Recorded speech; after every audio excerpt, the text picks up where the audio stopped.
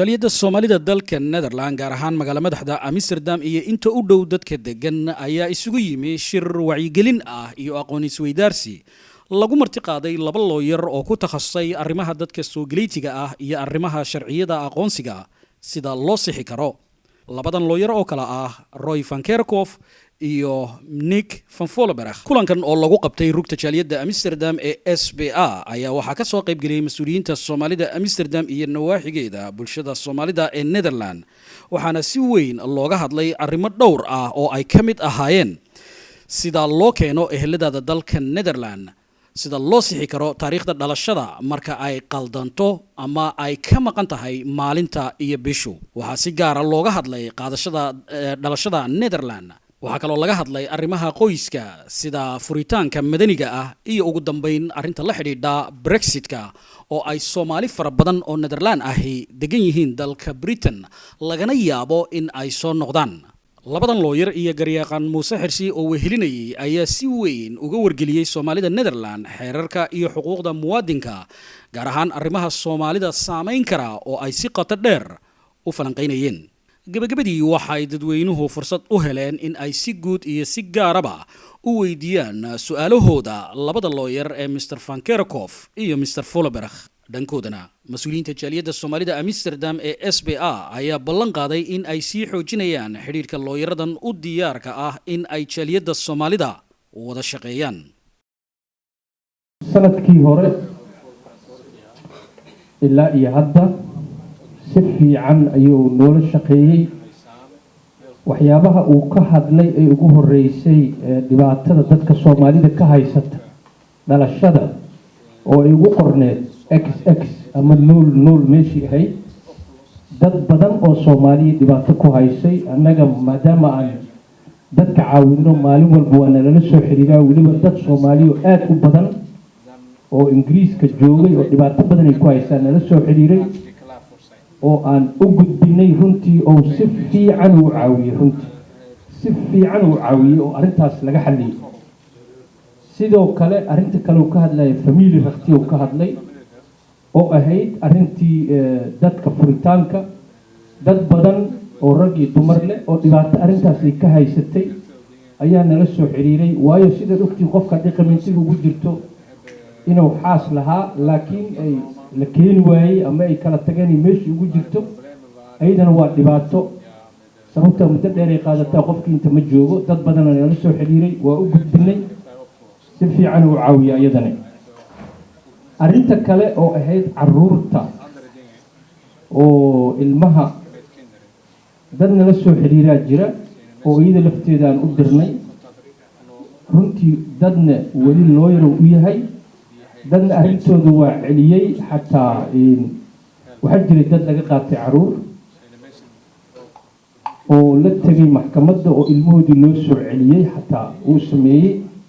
marka waxaan ka wadaa inuu runtii nala shaqeeyay oo si fiican maaragtay noola shaqeeyay. Wat is uw eerste indruk? Nou, ik ben erg blij dat de opkomst ontzettend groot was. Ik heb wel 50 tot 60 personen geteld die aanwezig waren. Dat is wat mij betreft een hele mooie opkomst. En dat maakt ook heel duidelijk dat er heel veel vragen zijn van dus mensen uit de Somalische gemeenschap over het familierecht, over het immigratierecht. Ik hoop dat we iedereen een stukje kennis hebben kunnen bijbrengen over wat wij doen als advocaat, waar wij bij kunnen helpen en op welke manier dat gaat. En ik heb ook de goede hoop dat men de vragen heeft kunnen stellen die ze graag aan ons wilden stellen. Ja, wij doen heel veel personen helpen die geen datum hebben. Dus die hebben kruisjes in hun paspoort of nulletjes op het rijbewijs. Daarvan is het zonder probleem mogelijk om daar een datum te krijgen. De rechtbank in Den Haag wijst dat in alle gevallen toe, omdat de rechtbank van mening is dat het heel erg onhandig is als iemand geen geboortedatum heeft. En daarom dat de rechtbank op verzoek van een advocaat een geboortedatum vaststelt. Dat is meestal 1 januari of 1 juli, tenzij iemand aannemelijk kan maken wat de echte datum is waarop hij of zij geboren is. Ten slotte, hoe kunnen we jullie contacteren of u in dit geval contacteren? Nou, mijn gegevens zijn in ieder geval op te vragen via de voorzitter van deze stichting, via Aliwara, via de heer Musse. Kunt u met ons in contact komen. We zijn heel erg blij met deze 2 heren, omdat zij ook het vertalen verzorgen. Dus gebruik ook deze personen om met ons in contact te komen. We kunnen ook natuurlijk direct bereikt worden via telefoon. Dat is 085 48 48 135. Of via e-mail. Dat kan via info@advocatenbus.nl. En vanzelfsprekend hebben wij ook een website. Dat is advocatenbus.nl.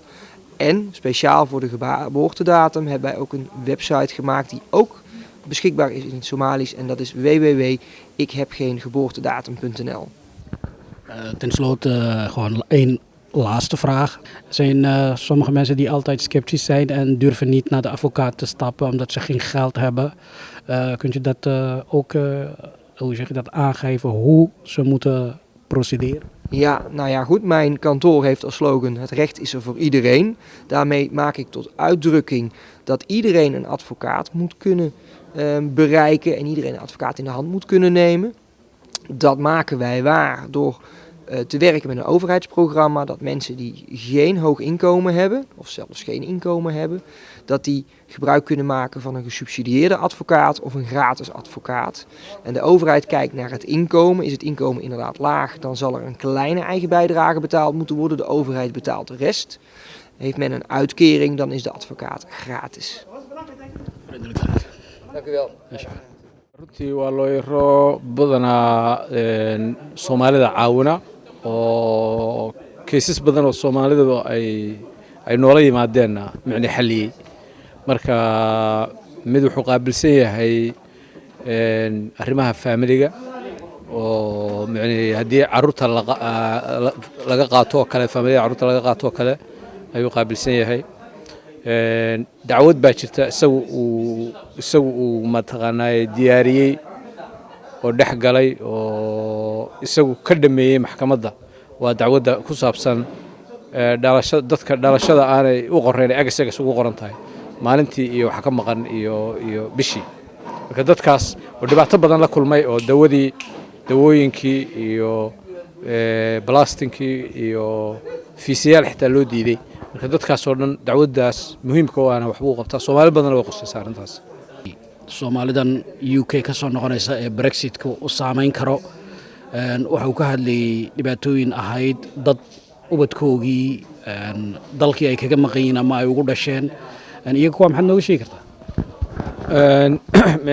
su'aalo badan baa dadka ay qabeen oo ay weydiiyeen looyarada marka waxaa ka mid ahaa sidii qofku uu dalka ku imaan karo uu familkiisa ku keensan karo shuruudaha looga baahan yahay waxyaabaha badanaa Soomaalida badanaa quseeya way ka hadleen waxay ka hadleen oo kaleeto labada dhalasho arrin aad muhiim ah oo qofka Soomaaliga ah labada dhalasho isku qaadan karo iyo sababta ay ka hadleen waxay ka hadleen arrintan Brexit-ka iyo waxa ay keeni karto يعني دلشة قفكو عن لبر دلشة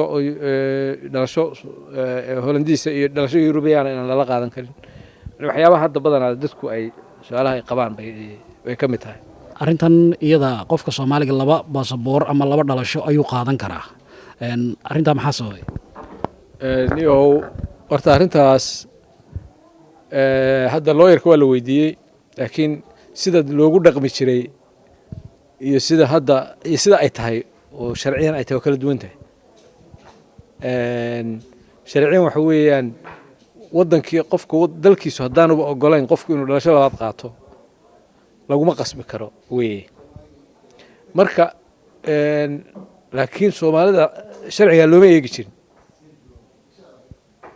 hadda laakiin waa cadahay in macnaheedu maadaama dawladda Soomaaliya iyo dawladda yar oo Soomaaliya ka mid tahay dawladda Greego waxaan u maleynayaa inay tahay Iran iyo Greek ma filayaa inay tahay dawladaha u diidan dadkooda inay dhalasho kala qaataan marka Soomaaliya waa ka mid marka saas darteed Soomaalidu waa inay way ka faa'iideysan karaan double nationality laguma qasbi karo si guud su'aalihii la weydiinayay ee Soomaalidu u qabeen haddii ay rabaanba inay kala soo qadbaan looyaradan la xiriiraan ma inay jaaliyadda Soomaalida soo maraanba siday ula xiriiri karaan halkee loo mari karaa ujeedada macnaheedu dadkan u keenayba waxa ka mid ahayd in dadku ay su'aalo badan anaga weydiiyaan inay dadku ay fahmaan hadda wixii ka dambeeya inay looyarada toos ula xiriiri karaan marka kaarhkii looyarada bay qaateen waa looga sheekeeyey xitaa qaabka dadka lacagta looga bixinayo dowladduna lacagta ka bixinayso dacwado fara badan oo xaq u leeyihiin inay ka faa'iidaystaan marka inay dadku toos ula xiriiraan wixii annagana soo marana looyaradan waxa ay iyagu u qaban karaan waa u samaynaynaa looyaro kale oo waxyaabo kale ina waa u gudbinaynaa mar walba jaaladu diyaar bay u tahay inay dadkii caawinto arrimaha noocaas oo kale